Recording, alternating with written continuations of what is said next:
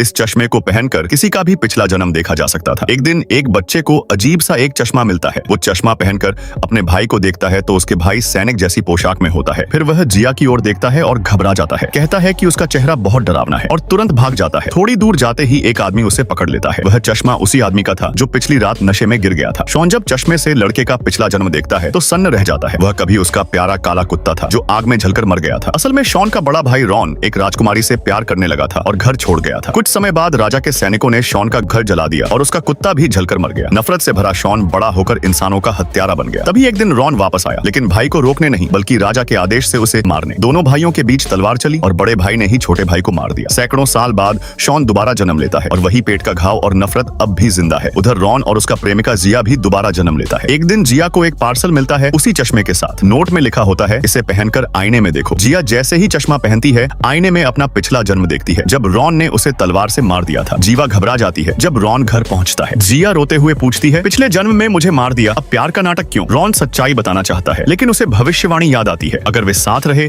तो एक की मौत तय है। इसलिए वह जानबूझकर उसे ठुकराकर चला जाता है।